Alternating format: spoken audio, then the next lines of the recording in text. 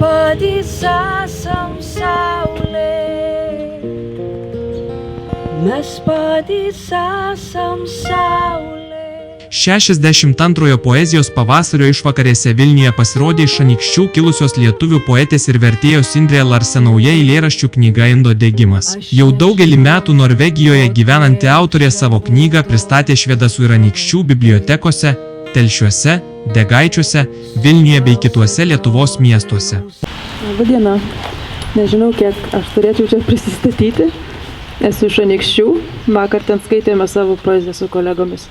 Aš šiaip gyvenu Norvegijoje. Čia yra pirmoji mano knyga. Iš jos dabar ir paskaitysiu. Sodas. Pluktais juosvo molio takeliais artėjau, ryto pavėsiais, kur vaismedžių šakos pasitinka augančią žolę, ir tu tarp jų, visą laik, tarp kamienų ir suplasnojimų paukščio, tylos ir įsidienojimų, tarp grėblio dantų.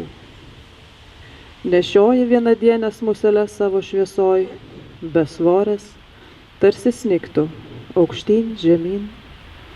O aš kapstaus lik pačiam vidury 23 psalmės. Visą dieną čiaušku net lūpos skirsta tavo maloniai, net tuo drovu ims darytis.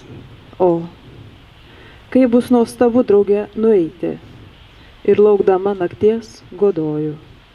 Globok, laimink ir veskis, veskis. Po baigiamojo poezijos pavasario vakaro, vykusio Šventosios Kotrynos bažnyčioje, su poete ir vertėja Indrė Larsen kalbėjomės apie naująją knygą Kūryba ir gyvenimas svetur.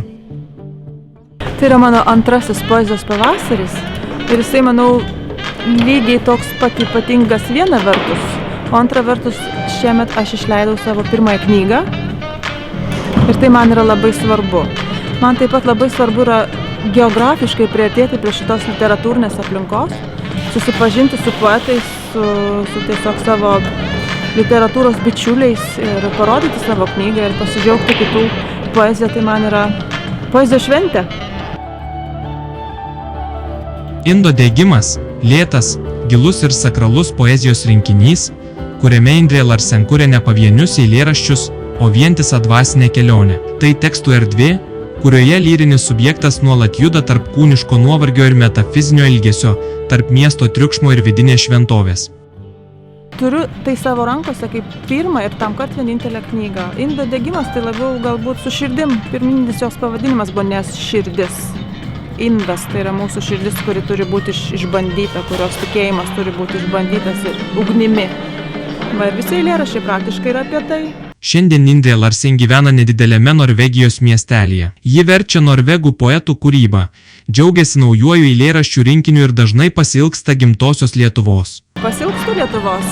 Dabar jau tos ribos kaip ir išnykę yra, bet vėlgi priartėti fiziškai, sutikti savo žmonės, tai yra vis tiek čia yra mano gimtieji namai.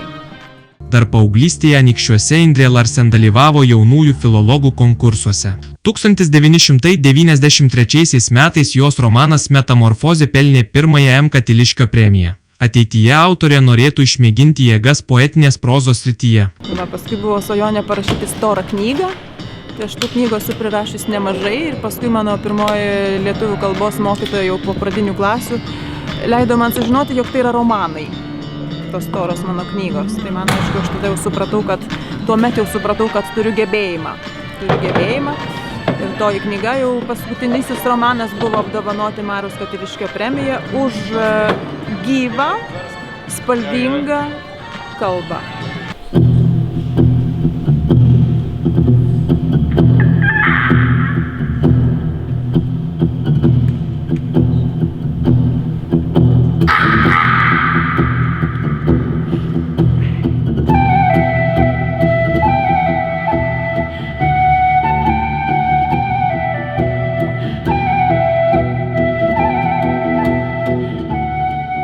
Tos apimtis manęs kažkaip jau aš jų nebevalioju suvaldyti, nors jos ir yra dar kažkur sąmoniai.